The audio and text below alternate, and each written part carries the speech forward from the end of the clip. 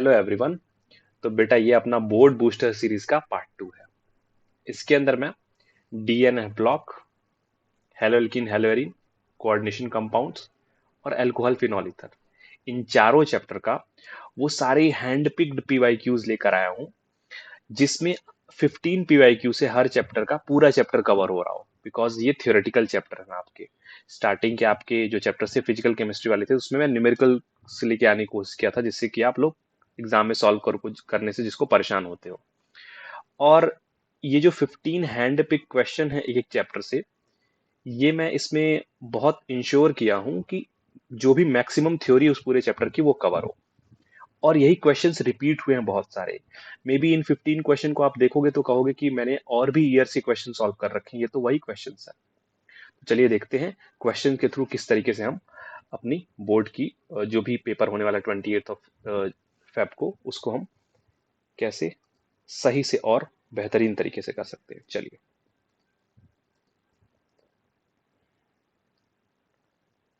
चलिए बेटा, पहला क्वेश्चन है मेरे पास। Which transition element in 3D series has positive E not, ये ए पार्ट है, ठीक है, has positive E not M+2 से M प्लस तक। मतलब कि ये क्या होता है, M+2 से M जाने के लिए क्या हुआ, गेन ऑफ इलेक्ट्रॉन। तो रिडक्शन पोटेंशियल पूछ रखा है। And why, name a member of lanthanoid series which is well known to exhibit +4 oxidation state and why. कौन सा +4 ऑक्सीडेशन स्टेट देता है और क्या रीजन है। ये मैं लॉन्ग आंसर टाइप के क्वेश्चन लेकर आया हूँ, इसीलिए जो 15 हैं। मतलब इसमें आप देखो कोई भी एक लाइन दे देगा वो शॉर्ट आंसर टाइप का हो जाएगा, इसी में से 4 ऑप्शन बना देगा, मल्टीपल चॉइस हो जाएगा। तो वो सारी चीजें मैं इंश्योर करके बहुत ध्यान में रख के लाया हूँ। चलिए देखते हैं आगे। The highest oxidation state is exhibited in जो है oxo anions of transition metals. HCl is not used as acidified KMnO4 solution. Transition metals have high enthalpy of atomisation.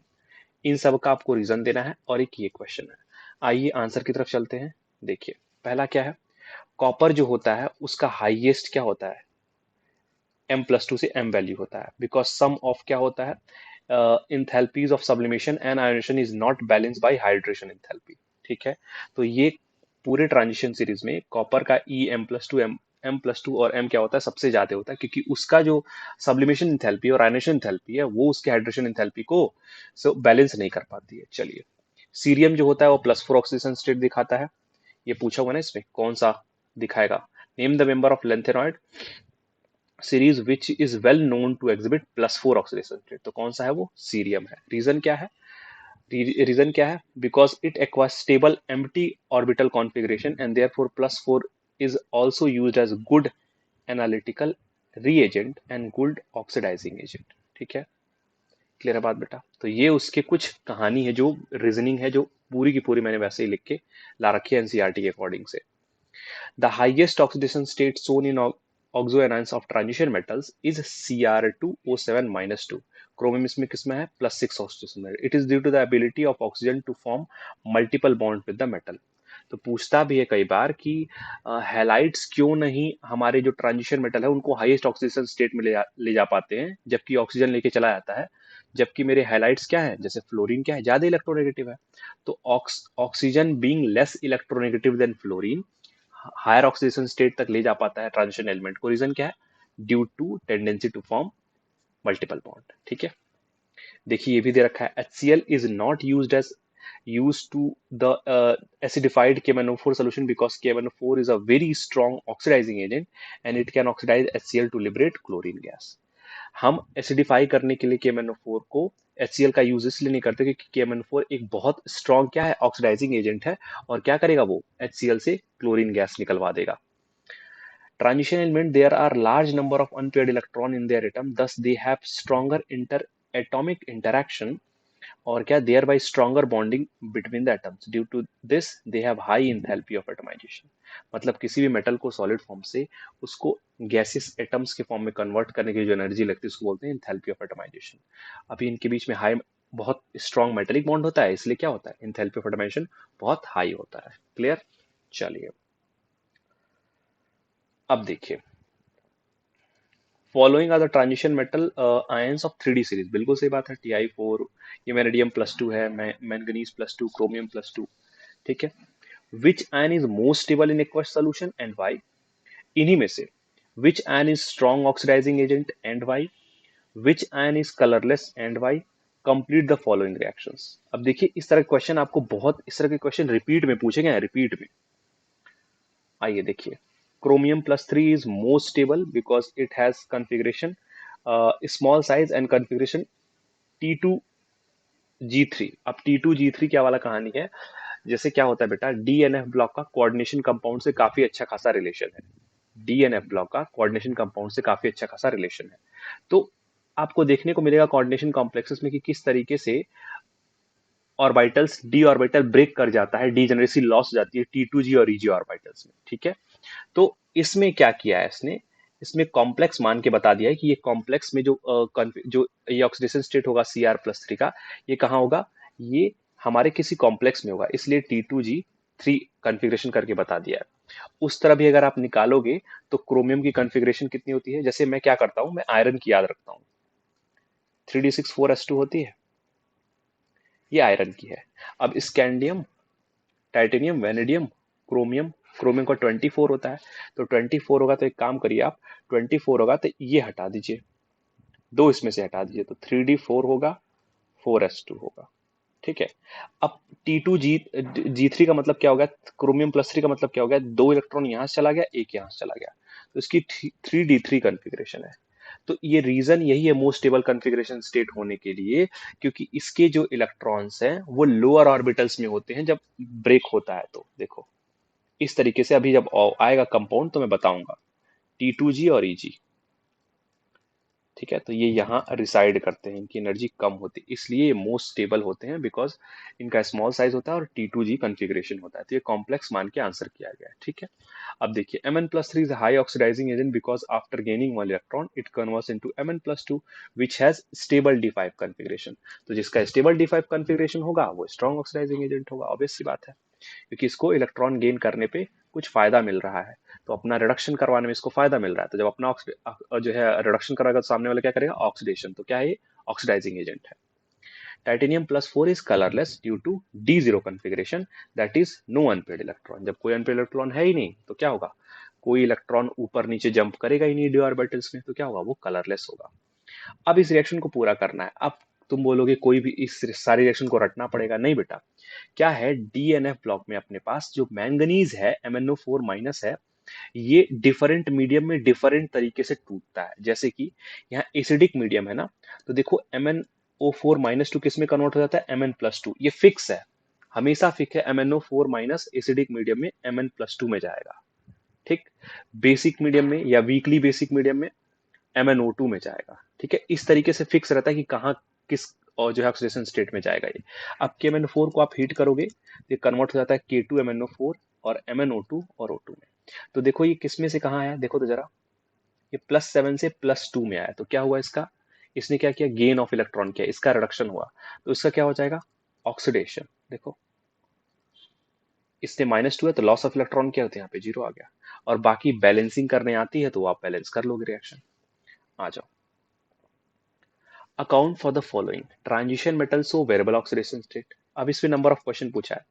Zinc, cadmium, mercury are soft metals. E not value of Mn+3/Mn+2 couple is highly positive as compared to Cr+2 slash Cr+3/Cr+2. Write one similarity and one difference between the chemistry of lanthanide and actinide. ये बहुत अच्छा सवाल है बेटा। ये सवाल, particularly ये सवाल मैंने 4 साल या 5 साल रिपीट होते हुए देखा, सेम सवाल। अब देखिए कितना बेसिक इसका आंसर है। देखिए जो वेरिएबल ऑक्सीडेशन स्टेट होता है उसका रीजन क्या होता है, अभी देखिएगा कि किस तरीके से एनडी जो है और एनपी, एनएस और एनडी के में जो एनर्जी लेवल होती है सेम होती है, कि दोनों के इलेक्ट्रॉन्स बॉन्डिंग में पार्ट ले सकते हैं, तो दोनों लॉस ऑफ इलेक्ट्रॉन कर सकते हैं। देखिए variable oxidation state of transition elements is due to the incompletely filled D orbitals in transition element. Ns and n-1d electrons have approximate equal energies, same energy होती है। Hence in addition to ns electron, n-1d electrons also take part in chemical bonding। तो obvious सी बात है, आप खुद सोचो बेटा, s में 2 इलेक्ट्रॉन और partially field n-1d electron, d में कितने इलेक्ट्रॉन होते हैं, 10, पार्शियली फिल्ड है 4-5 कुछ मान लीजिए। अब 2 इलेक्ट्रॉन s का और 4-5 इलेक्ट्रॉन इसमें, अब सातों इलेक्ट्रॉन ये बॉन्डिंग में पार्ट ले सकते हैं, तो सातों दे सकते हैं, तो +7 +4 +3 इस तरह के ऑक्सीडेशन स्टेट आपको देखने को मिलते हैं, वेरिएबल ऑक्सीडेशन स्टेट। अब जिंक, कैडमियम, मरकरी क्या होती हैं? ट्रांजिशन एलिमेंट होते ही नहीं है। Are soft because they do not exhibit covalency due to completely filled D orbital, absence of unpaired electron in D electrons cause weak metallic bonding. ये किसमें, इनको ट्रांजिशन, इनकी केमिस्ट्री ट्रांजिशन मेटल के under में हम पढ़ते हैं, लेकिन ट्रांजिशन एलिमेंट्स नहीं होते हैं, आपको पता है। जिद्दी सिंड्रेला हुई लास्ट वाली लाइन, ठीक है। तो ये ट्रांजिशन एलिमेंट नहीं होते हैं, तो जब इनका डी ऑर्बिटल फुली फिल्ड होता है तो इसमें क्या होगा, मेटेलिक बॉन्ड ये वीक बनाते हैं, इसलिए ये सॉफ्ट मेटल्स होते हैं। अब देखिए अगला वाला जो थर्ड ऑफ वो था पॉइंट था, थर्ड पॉइंट क्या था आपका, देखिए कि क्या होता है रीजन Mn+3 से मैंगनीज+3 से मैंगनीज+2 का जो हाईली पॉजिटिव है इन कंपेयर टू Cr+3 से Cr+2 का, मैंगनीज और क्रोमियम का। अभी देखिएगा आपको किस तरीके से पता चलेगा कि Mn+3 जो होता है उसका कॉन्फ़िगरेशन क्या होता है, D4 होता है। इसने एक इलेक्ट्रॉन लूज कर लिया तो ये किस में कन्वर्ट हो गया, Mn+2 किस में कन्वर्ट हो गया, किस में कन्वर्ट हो गया बेटा, Mn+3 किस में कन्वर्ट हो गया, Mn+2 में, एक इलेक्ट्रॉन गेन करके। तो D4 कॉन्फ़िगरेशन किस में कन्वर्ट हो गई, D5 में। अब D5 क्या है, एक स्टेबल कॉन्फ़िगरेशन है, तो किस लिए, which is very stable while Mn+3 is D4 which is not so stable. Mn+3 can easily reduce to Mn+2, conversion from D4 to D5 will be quick and have negative, obvious सी बात है, spontaneous reaction होगा तो क्या होगा, delta G negative होगा। Hence because of stability of E not value is high for this process. While Cr+3 में क्या होता है, D3 कॉन्फ़िगरेशन है, और क्या होगा, D3 कॉन्फ़िगरेशन है।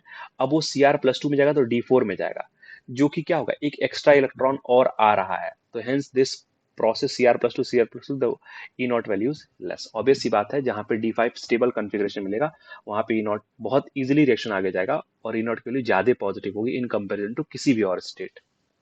देखिए लेंथेनॉइड एक्टिनॉइड सो, जो कहते हैं both lanthanoid actinoid so contractions in the size and irregularity in their electronic configuration.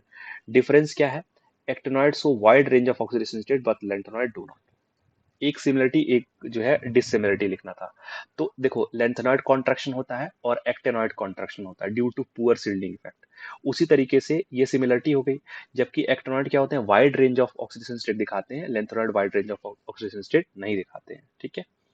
चलिए बेटा, how is variable oxidation state of transition metal different from P block element. अभी देखो variable oxidation state पता चला था। Out of Cu plus and Cu+2, which ion is unstable in aqueous solution and why? Orange color of Cr2O7 minus 2 ion changes to yellow when treated with alkali. Why? Chemistry of actinoid is complicated as compared to lanthanoid. Give two reasons. तो अभी इतना सारा सवाल पूछ चुका है, अब इसको शॉर्ट आंसर बना सकता है, मल्टीपल चॉइस बना सकता है, वेरी शॉर्ट आंसर बना सकता है, एक एक क्वेश्चन में चार चार पांच पांच क्वेश्चन है, तो इसीलिए मैं लॉन्ग आंसर लेकर आऊं। देखो देखो, in transition element, the oxidation state can vary from +1 to highest oxidation state by removing all the valence electron and the oxidation state differ by 1। क्या हो रहा है, ट्रांजिशन एलिमेंट में A+1 से लेके जितने भी इलेक्ट्रॉन उस सिस्टम में है S में, S ऑर्बिटल में और N-1 ऑर्बिटल में, उनको हटा के कितना भी ऑक्सीडेशन स्टेट आप लेके आ सकते हो।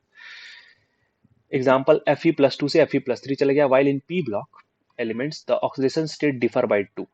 इसमें +2 4 3 5, देखो पी ब्लॉक में जैसे मान लो बेटा PCl3 है, PCl5 है, तो एक में फॉस्फोरस ऑक्सीडेशन स्टेट +3 है, एक में +5 है, तो इन दोनों के बीच का डिफरेंस कितना है, 2 का। लेकिन ट्रांजिशन एलिमेंट में क्या है, आयरन+2 से आयरन+3 में डिफरेंस कितने का है, 1 का है। क्लियर। तो ये डिफरेंस है ट्रांजिशन एलिमेंट के ऑक्सीडेशन स्टेट में और पी ब्लॉक के ऑक्सीडेशन स्टेट में, ठीक है। चलिए, copper+2 aqueous is much more stable than copper plus. This is because although second ionization enthalpy of copper is large, but hydration of copper+3 is much more negative than Cu+2। Obvious सी बात है, copper+2 पे charge density ज्यादा हो गई, तो वो ज्यादा वाटर मॉलिक्यूल्स को अपनी तरफ अट्रैक्ट करेगा, तो ज्यादा हाइड्रेशन एनर्जी रिलीज करेगा। Hence it it more compensate the second ionisation therapy. तो जो सेकंड मतलब Cu प्लस से Cu+2 में जाने में जो एनर्जी लगी है उसको हाइड्रेशन एनर्जी कंपनसेट कर देती है। Therefore mainly copper 1 compounds are unstable in aqueous solution and undergo disproportionation. यानी copper+1 सॉल्यूशन में copper+2 की तरफ चला जाता है, क्योंकि copper+2 is more stable due to its high hydration enthalpy. ठीक है बेटा। चलिए, तो मैं बहुत चुन चुन के क्वेश्चन लेकर आया हूं, अगर आप एक बार लिटरली इस पीडीएफ को पढ़ लोगे, निर्वाणा। ठीक है, सच में निर्वाणा एग्जाम के लिए आपके। मैं क्या करूंगा, इसी पीडीएफ को डिस्क्रिप्शन में इसको अपलोड कर दूंगा, तो वहां से आपको मिल जाएगा ये। The orange color potassium dichromate solution when treated with basic NaOH solution is converted to chromate which gets faint color like yellow. This reaction is given as K2Cr2O7 plus 2NaOH K2CrO4 plus Na2CrO4 plus H2. This formation of chromate CrO4 minus ion ये वाला convert the uh, convert the color of solution to yellow, यही yellow colour होता है। तो yellow colour of the solution किसकी वजह से है? CrO4 माइनस की वजह से। ठीक है, चलिए CrO4 2 माइनस कर दें क्या इसको? हाँ, क्योंकि CrO4 है ना, K2 है, तो CrO4 2 माइनस कर लो इसको बेटा। चलिए, lengthenoids or limited oxidation state +2 +3 +4 out of which 3 is most common, which is due to large energy gap between 4f and 5d subcells, while actinoids show large number of oxidation state due to small energy gap between 5f 60 7s. Actinoid contraction is greater than lengthenoid contraction। अब बात सही है भाई। अब actinoids lanthanoid के बाद आते हैं, तो इसमें मतलब लास्ट इलेक्ट्रॉन और भी दूर है उसके न्यूक्लियस से, यानी उसके ऊपर और पुअर शिल्डिंग इफेक्ट है, तो ऑब्वियस सी बात है उसमें एक्टिनॉइड कॉन्ट्रैक्शन ज्यादा होगा। Actinoids are radioactive in nature, सही बात है, जो भी मेन रेडियो एक्टिव एलिमेंट्स है वो है। मतलब एक्टिनॉइड्स इतने अनस्टेबल होते हैं कि कुछ का हाफ लाइफ जो होता है एक्टिनॉइड्स का वो मिनट्स में होता है, 2 मिनट 3 मिनट 4 मिनट, इसलिए उनकी केमिस्ट्री और कॉम्प्लेक्स होती है, उनको पढ़ा नहीं जा सकता है। अब बेटा जिस तरीके से मैंने 4 क्वेश्चन पढ़ा, बताया आप लोगों को, समझाया आपको, वैसे ही 11 क्वेश्चन और है, टोटल 15 क्वेश्चन है। आपको उन सबको रीड करना है और समझना है। जो भी डाउट होगा, मैं सबका क्वेश्चन प्रॉपर विथ ईयर, किस ईयर में पूछा गया और प्रॉपर आंसर चिपका के लेकर आऊँ यहाँ पे। जो भी डाउट होगा कमेंट में पूछ लेना। तो ये हो गया आपका डी ब्लॉक। अब इसके बाद अपन चलते हैं, मैंने आपको एक बता दिया कि हाँ भाई कितने प्रीशियस हैं और कितने बढ़िया बढ़िया सवाल है। इसी तरीके से मैं चलूंगा अब कोऑर्डिनेशन कंपाउंड्स में। ठीक है, देखते रहिएगा। मैं आपका ज्यादा समय कंज्यूम नहीं करता हूँ, इसीलिए कंज्यूम नहीं करना चाहता हूँ, इसीलिए मतलब की चीजें आपको बता रहा हूँ, और ये पीडीएफ अटैच कर दूंगा डिस्क्रिप्शन। देखिए, when a coordination compound CrCl3.6H2O is mixed with AgNO3 solution, 3 mole of AgCl are precipitated per mole of the compound. Structural formula of the complex, IUPAC और magnetic and spin behaviour of the complex. क्या पूछ रहा है बेटा इसमें? ये पूछ रहा है कि इस कंपाउंड को अगर मैं AgNO3 के साथ मिक्स कर रहा हूं तो 3 मोल AgCl प्रेसिपिटेट हो रहा है। आप खुद सोचो बेटा कि कब 3 मोल AgCl आएगा, कब 3 मोल आएगा? जब ये तीनों Cl क्या होंगे? कॉम्प्लेक्स से बाहर होंगे। यानी कि ये तीनों Cl मेरे कहाँ है बेटा? कॉम्प्लेक्स से बाहर है, क्योंकि काउंटर आयन ही क्या होता है? सोल्यूशन में जाता है, काउंटर आयन ही सोल्यूशन में जाता है। तो ये Cl3 क्या हो? बाहर हो। तो formula, structural formula of the compound तुमको मिल गया, CrH2O6 Cl3। अब उसका IPAC भी लिख दोगे। ठीक है, हेक्सा एक्वा, ठीक है, हेक्सा एक्वा क्रोमियम 3 क्लोराइड, ये हो गया इसका नाम आईपीसी। बहुत सिंपल सिंपल होता है। और जितने अनपेयर्ड इलेक्ट्रॉन होंगे, क्रोमियम +3 ऑक्सीडेशन स्टेट में है, कितने अनपेयर्ड इलेक्ट्रॉन हुए? 3। अब उसके हिसाब से उसका मैग्नेटिक बिहेवियर निकालो। देखो देखो बेटा, ये है कहानी। अब देखो CrH2O Cl3 आ गया। अब देखो इसका आईपीसी क्या हो गया? हेक्सा एक्वा क्रोमियम 3 क्लोराइड, खत्म। अभी मैंने बताया था +3 ऑक्सीडेशन स्टेट है तो 3 अनपेयर्ड इलेक्ट्रॉन होते हैं। कन्फिग्रेशन एक बार लिख लोगे तुम तो आ जाएगा। 3 अनपेयर्ड इलेक्ट्रॉन है। अब 3 अनपेयर्ड इलेक्ट्रॉन है, क्या हो गया? ये पैरामैग्नेटिक नेचर हो गया। अगर मान लो √n × n+2 से अगर आपको निकालना है क्या इसका मैग्नेटिक बिहेवियर, वो भी निकाल लो। कितना हो जाएगा? 3 × 3 + 2 कितना हो जाएगा? 3 5 जा 15, 3.98, खत्म। तो इस तरीके से आप इसका वो भी निकाल सकते हो। क्लियर? चलिए, एक सवाल हो गया। दूसरा सवाल देखिए, for a complex ion CuH2O whole twice plus write hybridisation type spin behaviour, draw one of the geometrical isomer of the complex which is optically active. बहुत आसान है बेटा, बहुत रद्दी सवाल ऐसे पूछे जाते हैं एग्जाम में। बस आप इसका एक बार बना लो कि हाइब्रिडेशन कैसे निकालोगे। इसका कुछ नहीं करना है, सिंपल आप निकाल लो क्या है, किस ऑक्सीडेशन स्टेट में क्रोमियम है। ईएन क्या है? जो है इथिलीन डाइअमीन होता है। ठीक है, ईएन ये एक बाइडेंटेट लिगैंड होता है। सीएल क्या है? क्लोराइडो है। ये क्या है? मोनोडेंटेट लिगैंड है। अब कोबाल्ट इसमें किस ऑक्सीजन स्टेट में है बताओ बेटा? +1 में, +2 में है, किस में है ये? +3 में है। क्योंकि ऐसे निकालते हो ना ऑक्सीडेशन स्टेट, कैसे निकालते हो मेटल का? C+L=C या X+L=C। एक्स क्या है? चार्ज ऑन मेटल, तो एक्स नहीं पता है लिगैंड पे कितना है, -2 चार्ज। ये क्या है, सी क्या है, charge on the coordination sphere, ये कितना है, +1। ये -2 उधर गया, कितना हो गया, +3।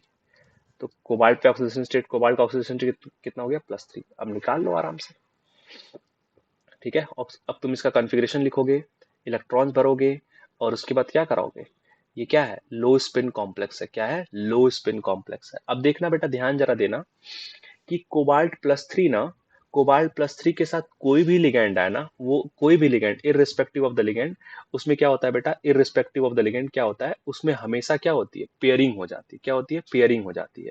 Irrespective of the ligand pairing हो जाती है, मतलब एक स्ट्रॉन्ग फील्ड लिगैंड की तरह काम करता है।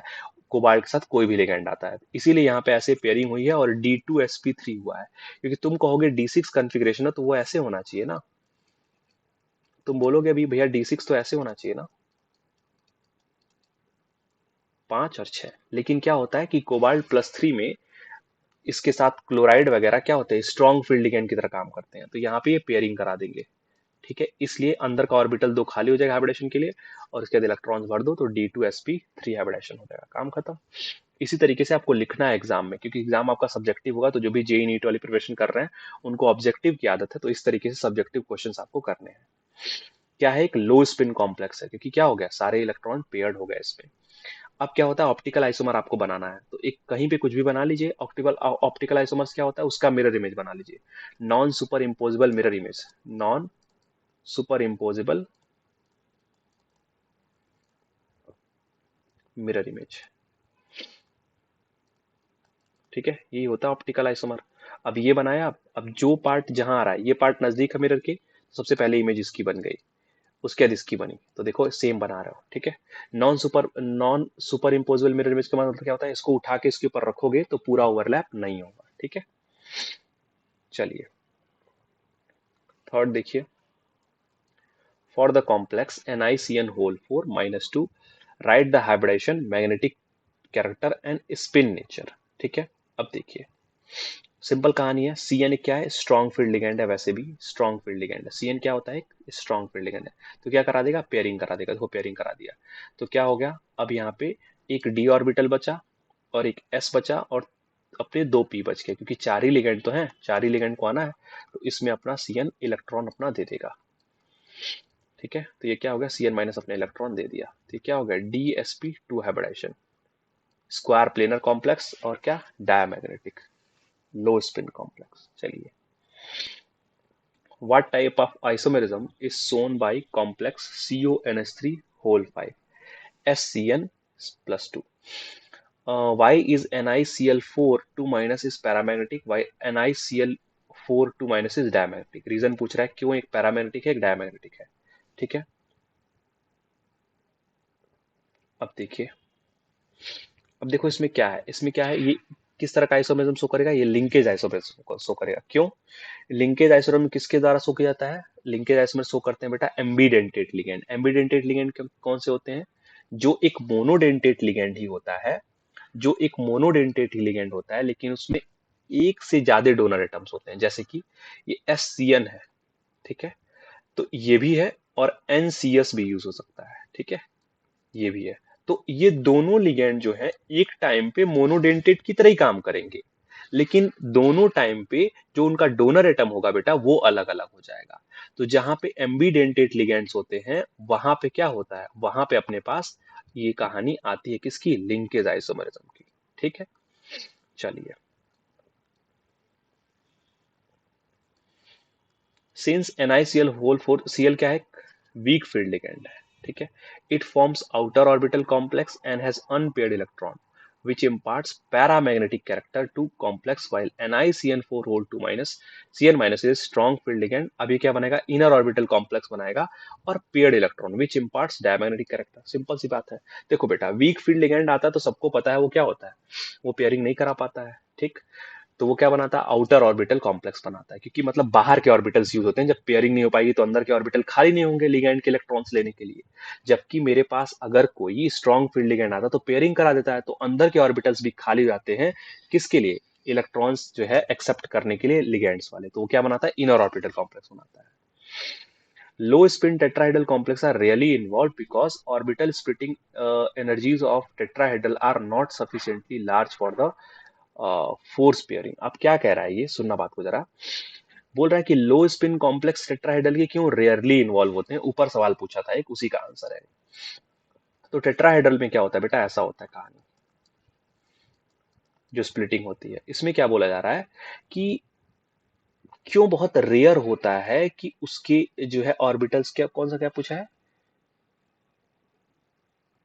लो स्पिन कॉम्प्लेक्स क्यों रेयरली इन्वॉल्व होता है, क्योंकि बेटा क्या होता है ना, देखना यहाँ पे बाय डिफॉल्ट टेट्राहेड्रल में जब यहां पे होगा ना तो कभी भी पेयरिंग नहीं होती है, हमेशा ऊपर चला जाता है इलेक्ट्रॉन, यानी कि पेयरिंग वाली एनर्जी क्या होती है, वो ज्यादा होती है डेल्टा ओ से, तो कभी पेयरिंग होता ही नहीं है। तो क्या लिखा हुआ है, splitting energy of the tetrahedral complex are not sufficiently large for the force pairing, यानी कि जो स्प्लिटिंग एनर्जी होती है उससे पेयरिंग एनर्जी हमेशा ज्यादा होती है, इसलिए क्या होता है, इसलिए क्या होता है, इसलिए इलेक्ट्रॉन पेयरिंग करने के बजाय ऊपर जाना पसंद करता है। ठीक है, चलिए, ये ऑलवेज होता है किसमें, ये टेट्राहेड्रल लिख दूं, ऑक्टाहेड्रल लिखा है, ऑलवेज की कंडीशन है ये।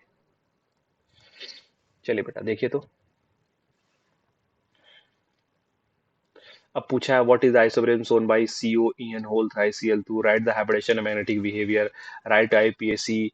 तो क्या होगा, अब देखो ये CO EN whole thrice Cl3, ये कौन सा होगा, ऑप्टिकल आइसोब्रेन शो करेगा, क्योंकि इसमें तीन अंदर क्या है, तीन बाइडेंटेट लिगेंड्स है। CO C2O3 D2sp3 हाइब्रिडेशन क्यों, डायमैग्नेटिक बिहेवियर क्यों ऐसा है, क्योंकि ऑक्सिलेट एक यहाँ पे स्ट्रॉन्ग फील्ड लिगेंड की तरह काम करेगा। आईपीएसी नेम इसका लिख दीजिए, काम खत्म। तो बेटा मैं क्या बताना चाह रहा हूँ, जिस तरह के क्वेश्चंस मैंने आपको रीड करवाए सेम टाइप के क्वेश्चंस दिए हुए हैं, और भी बिल्कुल सेम, कोई भी क्वेश्चन आप उठा के देख लीजिए। देखिए अगला क्वेश्चन भी यही है, किस तरह से फिलिंग करना है, क्या होना है, कैसे बताना है, सेम टाइप के क्वेश्चन पूछ रखे हैं आपको, लेकिन मैंने अलग अलग क्वेश्चन लेकर आए हैं। कई बार क्वेश्चन क्या हुए, रिपीट भी हुए हैं, बहुत बार कई बार क्वेश्चन रिपीट भी हुए हैं, तो मैं रिपीटेड क्वेश्चन लेके नहीं आया हूँ, आपको इनको पढ़ना है और एक बार कर लेना है। फॉर श्योर बता रहा हूँ, 99% चांस है क्वेश्चंस यहीं से पूछे जाएंगे। चलिए, ये सब आप एक बार रीड कर लेंगे, बहुत इजीली हो जाएगा आपको। अब क्या मिल गया आपको, अब सब्जेक्टिव चीजें मिल गई हैं, आप लोग जेई की प्रिपरेशन कर रहे हो, नीट की प्रिपरेशन कर रहे हो, तो आपको लिखने का अंदाजा नहीं है किस तरीके से आंसर होगा, तो अब आपके पास सैंपल प्रॉपर आंसर मिल गया है।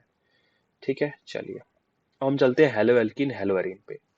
जरा देखो तो इसमें क्या है, पूछ रहा है orthonitrophenol has lower boiling point than paranitrophenol, explain, write IUPAC. देखो यही है, अब देखिए इसके आईपीएसी लिखनी है, इस राइट द आईपीएसी, इसके आईपीएसी लिखनी है। देखो orthonitrophenol has lower boiling point due to formation of intramolecular H bonding, where paranitrophenol forms intermolecular H bonding. बोल रहा है कि ऑर्थोनाइट्रोफिनॉल का लो जो है बॉइलिंग पॉइंट क्यों पैरानाइट्रोफिनॉल से। देखो ऑर्थोनाइट्रोफिनॉल ये होता है बेटा, देख लो पहले,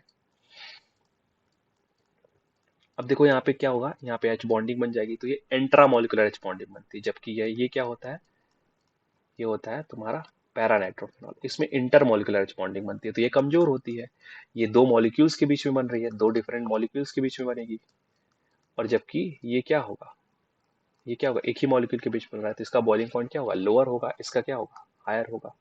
और का आईपीएसी बताना है, देखो भाई इसका आईपीएसी तो कोई बता सकता है। देखो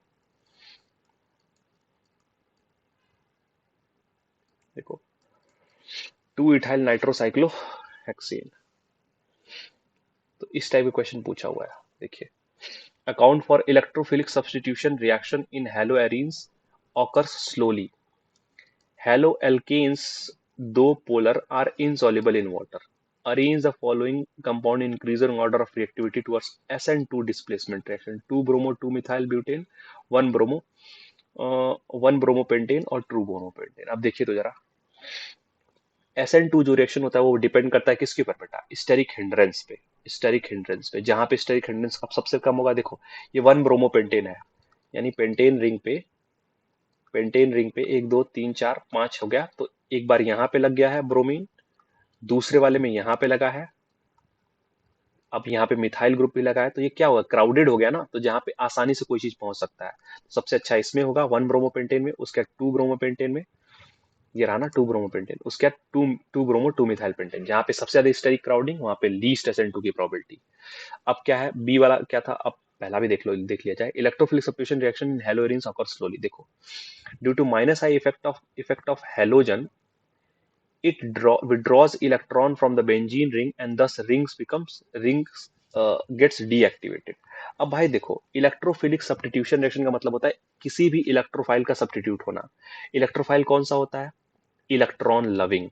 इलेक्ट्रॉन लविंग कौन होगा? जिसके ऊपर प्लस चार्ज होगा। तो अब मुझे खुद बताओ तुम कि बेटा जब कहीं पे तुम्हारे पास क्या लिखा हुआ है, इलेक्ट्रो हेलो एरिन बोला है ना, तो तुम्हारा बेंजीन के ऊपर क्या लग गया? कोई भी हेलोजन लग गया। अब मुझे खुद बताओ, जब हेलोजन एक इलेक्ट्रॉन विड्रॉइंग ग्रुप है, जब बेंजीन से इलेक्ट्रॉन विड्रॉ कर लेगा बेटा, तो इन ऑर्थो पैरा पे क्या हो जाएगा? पॉजिटिव चार्ज होने लगेगा। मतलब क्या हो गया? अब कोई भी इलेक्ट्रोफाइल ऑर्थो पैरा पे आएगा तो क्या होगा? रिपल्सन फील करेगा, क्योंकि इलेक्ट्रोफाइल पे क्या होता है? पॉजिटिव चार्ज होता है, इसीलिए बहुत स्लो होता है। हेलो एल्केन्स पोलर होते हैं, they fail to form hydrogen bond with water. Simple सी बात है, कोई चीज किसी चीज में डिसॉल्व ना हो रही हो, आंख मूंद के बेटा आंसर लिखिए कि वो चीज उस चीज में डिसॉल्व नहीं हो पाएगी, यानी कि उसमें एच बॉन्ड नहीं बना पाएगी। चलिए, अब देखिए कितना अच्छा सवाल है ये वाला, बहुत रद्दी सवाल है। एल्कोहलिक केवेच, ये क्या कहेगा? डीहाइड्रोहेलोजिनेशन। डीहाइड्रोहेलोजिनेशन, ये Cl यहाँ से H निकाल देगा। ठीक है, दोनों साइड से निकाल सकते हो, कोई ऐसी दिक्कत नहीं है। यहाँ से H निकाल दिया, यहाँ से Cl निकाल दिया, क्या बन गया? प्रोपीन बन गया। HBr पेरोक्साइड क्या करेगा? Anti Markovnikov. ज्यादा H वाले के पास H दे दो, ये तो HBr पेरोक्साइड है ना, तो एंटी मार्कोनिकॉफ कराएगा। अब यहाँ पे जो कम H वाले है उसके पास H दे दो। देखो ये कुछ गलत किया है क्या इसने? हाँ, इसने गड़बड़ किया है। ठीक है, मैं बताता हूँ क्या होगा इसमें, एक सेकेंड रुको बेटा। ये वाला कंपाउंड नहीं बनेगा, यहाँ पे ये वाला कंपाउंड बनेगा। क्या होता है HBr पेरोक्साइड डालने में? क्या होता है HBr पेरोक्साइड?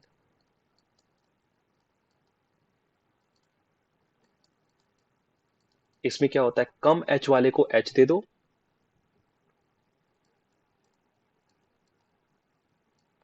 यहाँ H होगा, यहाँ Br होगा।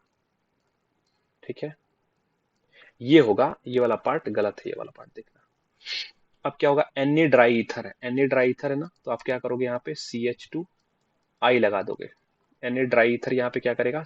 Br को हटा के I लगा देगा। आप लोग बहुत सारे रिएक्शन पढ़े हो, फिंकलस्टीन रिएक्शन, स्वार्ड रिएक्शन, उसी का उसमें ये सब पढ़ते हो आप। देखो, अब उसके बाद क्या किया आपने? अब वो बस सब कुछ सेम होगा, बस वो पोजीशन बदल जाएगा, इसने ऐड अलग किया है।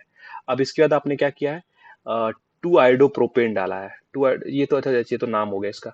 उसके बाद Mg ड्राई ईथर डाला आपने, Mg ड्राई ईथर। इससे क्या होगा? ग्रिगनार्ड रिएजेंट बन जाएगा बेटा, RMgX। ये R है, अब इससे जाके लग जाएगा क्या? Mg अटैच हो जाएगा।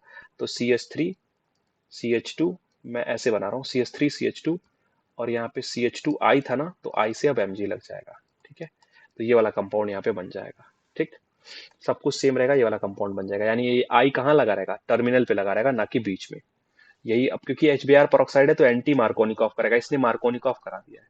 ठीक है, तो यहाँ पे A क्या हो जाएगा? A मैं लिख देता हूँ, CH2 double bond CH, single bond CH3। B क्या हो जाएगा मेरा? CH2Br CH2CH3।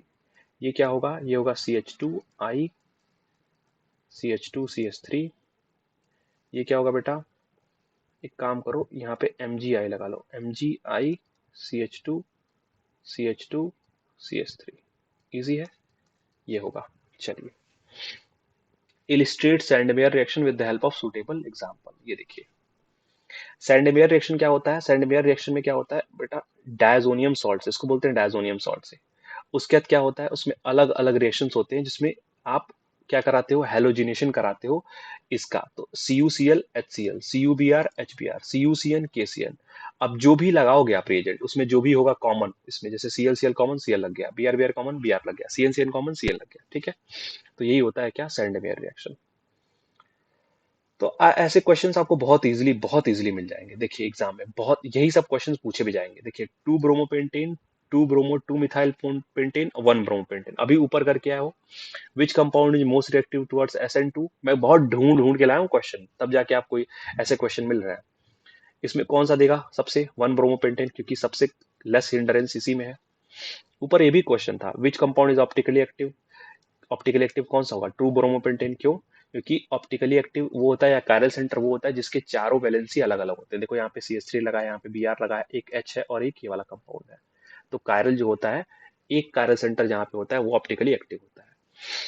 चलिए, विच कंपाउंड विल विच क्या लिखा, right the compound which is most reactive towards P elimination reaction. P elimination, beta elimination reaction. 2 bromo 2 methyl pentane, क्योंकि यहाँ से जब जाएगा तो बहुत इजीली चला जाएगा, is most reactive to beta जो है, क्योंकि यहाँ पे देखो ये हो गया कार्बन, यहाँ से अब देखो यहाँ से कितनी अपॉर्चुनिटीज है, यहाँ से भी जा सकता है, यहाँ से भी जा सकता है, यहाँ से भी जा सकता है। तो वो एल्कीन बनेगा यहाँ से जाने के बाद जो मोस्ट सब्स्टिट्यूट होगा। जैसे मान लो मैं यहाँ से निकालता हूँ, यहाँ से CH में निकालूंगा यहाँ से, तो ये बनेगा CH3 CH और क्या, double bond C, CH3 CH3। अब देखो इसके कितने हाइपर हैं, 3। जो मोर सब्स्टिट्यूटेड एल्कीन होता है वो ज्यादा स्टेबल होता है। ये सिंपल एक लाइन में कहानी खत्म। More substituted alkenes are more stable. ऊपर वाला ही क्वेश्चन है क्या भाई? हाँ भाई, सेम क्वेश्चन ऊपर वाला रिपीट हो गया।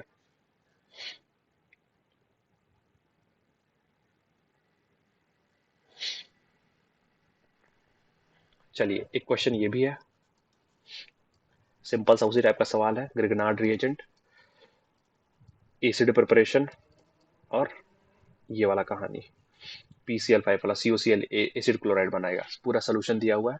अब बेटा ऐसे ही 10 क्वेश्चन और हैं आपके लिए, आप उनके उनके थ्रू गो थ्रू होइए, सब बना लेंगे आप। सच बता रहा हूं मैं, एकदम यूनिक यूनिक क्वेश्चंस आपके लिए मैं उठा के लेकर आया हूं, ढंग के सवाल। चलिए, बाकी ये आप देखिएगा, एक एक सोल्यूशन आंसर के साथ मैंने दिया हुआ, किस तरीके से सब्जेक्टिवली आप एग्जाम में जाके लिखोगे। लार्ज क्वेश्चन लाने का बस यही है, लार्ज आंसर टाइप क्वेश्चन को, कि उसमें आपको शॉर्ट आंसर भी मिल जाएंगे और मल्टीपल चॉइस तो उसमें बन ही जाएंगे। चलिए, अब देखिए SN1 SN2 का सिंपल डिफरेंस भी मैं ले आया हूँ साथ में। अब देख लेते हैं अल्कोहल फिनॉल ईथर का, फिर चलते हैं आगे। चलिए, write the formula of reagent used in the following reactions. Bromination of phenol to 2,4 trinitrophenol, ठीक है। Hydroboration of propene and then oxidation of propanol. तो पहले देख लेते हैं ए वाले का क्या है। देखिए, Br2H2O यूज करते हो, आपको पता है ना, H2O ट्राइब्रोमिनेशन ऑफ फिनॉल, ये रहा। अगला क्या है, BH2, ये तो यूज करते हो, डाइबोरेन H2O2 THF, ये यूज करते हो आप इसमें, ये एल्कीन से क्या बनाने के लिए, अल्कोहल बनाने के लिए, इसका ऑक्सीडेशन करने के लिए। अगला क्या पूछा हुआ है, arrange the following compounds in increasing order of their क्या, एसिडिक कैरेक्टर, बॉइलिंग पॉइंट। तो पैरानाइट्रोफिनॉल, इथेनॉल और फिनॉल में कौन सा एसिडिक है, प्रोपेनॉल, प्रोपेन और प्रोपेनल में बॉइलिंग पॉइंट, जिसमें सबसे ज्यादा H बॉन्डिंग होगी इसकी बॉइलिंग पॉइंट सबसे ज्यादा होगी। और write down the mechanism of following reaction. इस रिएक्शन का मैकेनिज्म आपको लिखना है, इस रिएक्शन का। बेटा मैं आपको बता दूं, सुनते रहो ध्यान से, ये रिएक्शन कम से कम मैंने प्रीवियस ईयर में 15 से 16 जगह देखी है, कहीं ना कहीं से शॉर्ट आंसर में, लॉन्ग आंसर में, एक पॉइंट में पूछ ही लिया है ये रिएक्शन। तो बहुत ध्यान से देख लेना। देखो, इसका ट्राई ब्रोमिनेशन करवाना है तो 3Br2H2O के साथ डाल दिया, और ये तो खैर ऑक्सीडेशन होता है, ये तो बहुत फेमस है, हाइड्रोबोरेशन ऑक्सीडेशन। देखो, इसमें पैरानाइट्रोफिनॉल, फिर फिनॉल और क्या, इथेनॉल, ये होता है एसिडिक कैरेक्टर। प्रोपेनॉल एसिड, पहले पहले तुम्हारा सॉरी, पहले अल्कोहल, फिर एल्डिहाइड, फिर क्या, एल्केन, क्योंकि इसमें सबसे ज्यादा H बॉन्डिंग होगी, फिर इसमें होगी, फिर इसमें होगी, ठीक है। पैरानाइट्रोफिनॉल, अब जिसको लग रहा हो क्यों ऐसा हो रहा है पैरानाइट्रोफिनॉल, देखो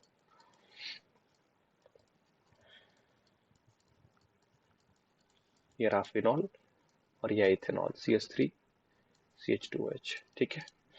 देखिए बेटा, इसमें से इलेक्ट्रॉन जाएगा, इसके ऊपर नेगेटिव चार्ज आएगा, इसमें से इलेक्ट्रॉन जाएगा, इसके ऊपर नेगेटिव जाएगा, लेकिन यहाँ पे इलेक्ट्रॉन विड्रॉइंग ग्रुप लगा तो उस नेगेटिव चार्ज को स्टेबल कर देगा। तो सबसे ज्यादा एसिडिक ये, फिर एसिडिक ये, फिर सबसे लेस एसिडिक ये, ठीक। चलिए, अब देखिए इसमें क्या होता है, इसमें प्रोटोनेशन में क्या होता है कि आपने इसके ऊपर ऐड किया CH3CH2OH। अब ये क्या है, ये एक न्यूक्लियोफाइल है, तो क्या करेगा, अब H2O क्या किया है, H2O ने क्या किया है, H2O ने इस कार्बन की इलेक्ट्रोफिलिसिटी बढ़ा दी है। तो ये जो अल्कोहल वाला O है बहुत इजीली इसके ऊपर अटैक कर पाएगा SN2 से, ठीक है। तो इसके ऊपर उसने अटैक किया, अब देख लीजिए क्या हुआ है।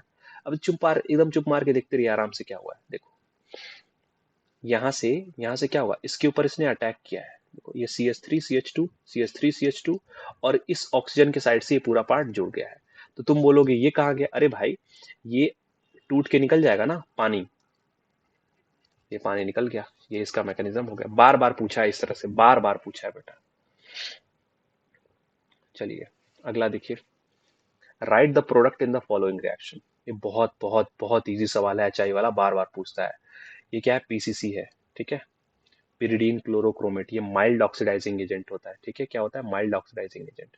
Give the simple chemical test to distinguish between ethanol and phenol और प्रोपेनॉल एंड 2 मिथाइल प्रोपेनॉल। अभी समझ में आएगा क्या है कहानी। देखिए ये है ना, ये वाला कंपाउंड, इसको एचआई करना है। तो इस तरह क्वेश्चंस को कैसे करते हैं बेटा? इस तरह क्वेश्चंस को कैसे करते हैं?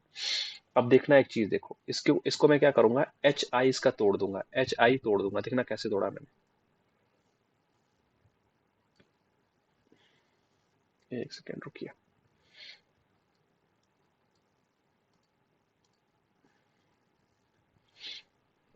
अब मैंने क्या किया बेटा, इसका ऐसे तोड़ा है चाहिए, ठीक। ये क्या बन गया? CH3CH2OH एल्कोहल, और ये क्या बन गया? एल्किल हैलाइड बन गया। ये रहा पार्ट। अब कई लोग का ये सवाल होगा कैसे तोड़ते हो आप, ठीक है। देखो जब ये वाली कहानी होती है तो हम सोचते हैं कि SN1 कराएं या SN2 कराएं, SN1 कराएं या फिर SN2 कराएं। तो हम कोशिश ये करते हैं बेटा, हम कोशिश ये करते हैं इसमें कि जिधर साइड SN1 हो रहा हो फास्ट, उधर हम प्रायोरिटी दे दें, ठीक है। तो अब देखो इधर मैं कार्बोकेटायन बना सकता हूँ तोड़ के। देखो मैं इधर कार्बोकेटायन बनाऊंगा ज्यादा स्टेबल है या इधर कार्बोकेटायन बनाऊंगा ज्यादा स्टेबल है? इधर बनाऊंगा, ऑब्वियस सी बात है, क्योंकि ये 2 डिग्री कार्बोकेटायन बन रहा है, इसको CH3 दो लोग देने वाले हैं। तो मैं कार्बोकेटायन इधर बनाना शुरू करूंगा। तो कार्बोकेटायन अगर इधर बनाया तो I माइनस उसके पास जाएगा, तो इसलिए ये वाला पार्ट बन के आ गया, ठीक है। अब अगर वो रहा तो ये O माइनस बनेगा, ये O माइनस बनेगा, तो O माइनस के पास H प्लस चला गया। तो इस तरीके से सोच के मैं तोड़ता हूँ। मतलब किधर भी मैं H और किधर भी I नहीं दे सकता हूँ, कोई तरीका होगा उसको देने का, ठीक है। तरीका क्या है कि जो O के बाद बाद वाले साइड है उनमें देखो किधर पॉजिटिव चार्ज बनाने पे ज्यादा स्टेबल है। जिधर पॉजिटिव चार्ज बनाने पे ज्यादा स्टेबल है उसको I दे देना, और जिधर साइड नहीं स्टेबल होगा उधर H दे देना, खत्म, ठीक है। चलिए अब पीसीसी, ये सिंपल कुछ नहीं करता है। देखो मैं तुमको बताता हूँ पीसीसी क्या होता है, एक माइल्ड ऑक्सीडाइजिंग एजेंट होता है।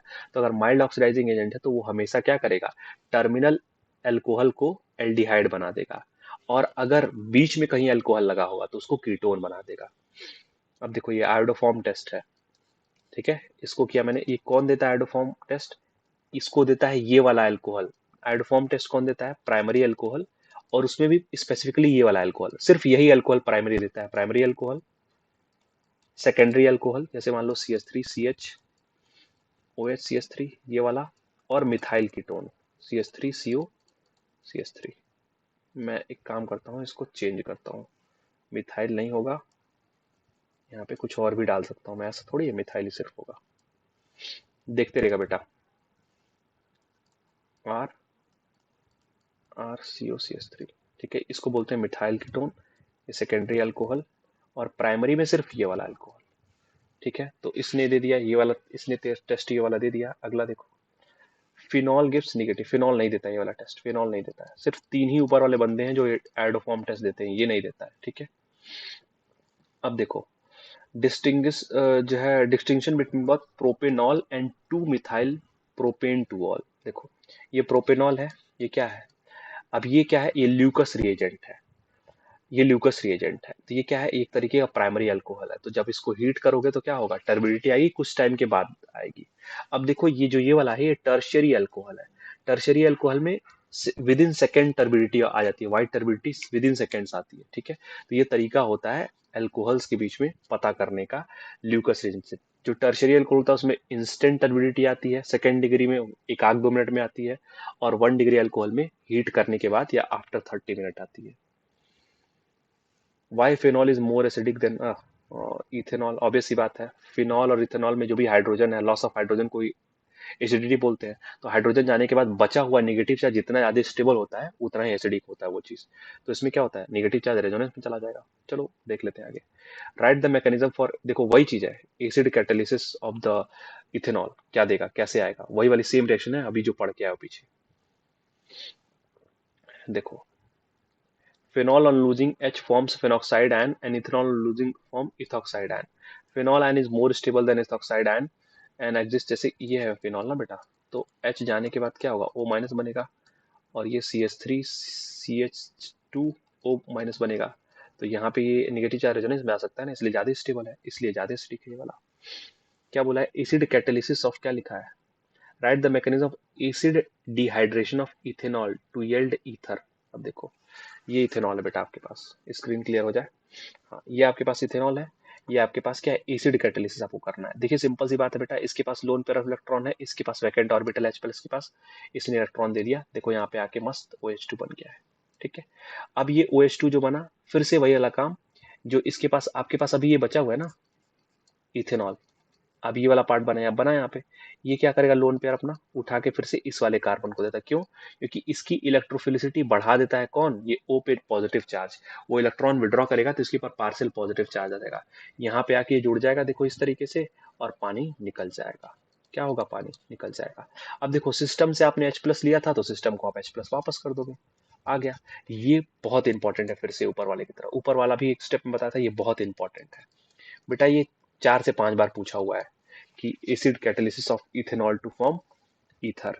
क्या करना है, सिंपल, पहले अटैक करना है H प्लस पे, पानी निकालना है, अटैक करना है H प्लस पे, और बचे हुए कार्बन पॉजिटिव चार्ज आएगा, उसको यूज करना है एज अ जो अटैकिंग साइड, और फिर से एक और इथेनॉल के मॉलिक्यूल से ऑक्सीजन का अटैक करवा देना है, और वहां से पानी निकालना है, और अगले स्टेप में सिस्टम से लिया हुआ H प्लस सिस्टम को वापस कर देना है। So simple so easy. अब देखो ये इंपॉर्टेंट रिएक्शंस, ये भी मल्टीपल टाइम्स पूछा हुआ है, Kolbe reaction, Reimer Tiemann reaction, Williamson ether synthesis. अब देखो याद हो जाता है, कोल्बी रिएक्शन में सैलिसिलिक एसिड बनता है, रीमर टीमर रिएक्शन में जो है सैलिसिल डिहाइड बनता है, और क्या ईथर सिंथेसिस में सिंपल ईथर बनता है। बस ये एकदम रिएक्शन रट जाती है भाई, बिल्कुल, ये बार बार 1000 बार पूछा हुआ है। How are the following conversion carry out, simple, propene to propane टूअल, ये देखो प्रोपीन है, H2H प्लस में डाला, प्रोपेन टूअल आ गया, सिंपल। बेंजिल क्लोराइड, ये होता है बेंजिल क्लोराइड, जिसमें जो है बेंजीन से ना लग के क्लोरीन लगे हुए CH2 से लगता है, इसके ऊपर NaOH डाला, क्लोरीन हट गया, SN2 सिंपल हो गया, और OH यहाँ आ गया। Ethyl magnesium chloride to propane, जब कभी भी ऐसा होना बेटा जिसमें कन्वर्जन दिया हो, जिसमें नंबर ऑफ कार्बन प्रोडक्ट में एक ज्यादा हो, तो हमेशा किसका यूज करना, ग्रिग्नार्ड रिएजेंट का, RMgX और HCHO, इसके ऊपर अटैक किया, एसिडिफाइड वाटर से आ गया आपके पास एक कार्बन बन के प्रोडक्ट, बढ़ के प्रोडक्ट में, ठीक। तो बेटा ये रहे 5 क्वेश्चन मैंने और समझाया, इसी तरीके से 10 क्वेश्चन आपके पास और है। मैं फालतू की वीडियो बहुत लंबी करने की कोशिश बिल्कुल नहीं कर रहा हूँ, जिससे कि आप इजीली आपका टाइम प्रॉपरली यूटिलाइज हो। इस PDF को डाउनलोड करिएगा, मैं डिस्क्रिप्शन में अटैच कर दूंगा, और ये 15 क्वेश्चन चारों चैप्टर से, DNF block, coordination complexes, alcohol phenol ether और हेलोल्केन हेलोरिन आपके लिए बहुत बहुत बहुत फ्रूटफुल होंगे, ठीक है बेटा। तो अपना बोर्ड का पढ़ाई करते रहिए, आप लोग का नीट भी आ रहा है, मुझे पता है, आपका जेईई मेंस भी आ रहा है, आई नो कि बहुत हेक्टिक है, इसीलिए मैं कुछ आपको हेल्प इस फॉर्म में प्रोवाइड कर रहा हूँ, ठीक है बेटा। मिलते हैं इसके बाद वाले जो है वीडियो में आपसे, तब तक इसको शेयर करते रहिए, और सबसे इंपॉर्टेंट बात, पढ़ते रहिए, इसको शेयर करते रहिए, और चैनल को कर लीजिए सब्सक्राइब। तब तक के लिए बेटा bye bye and take care.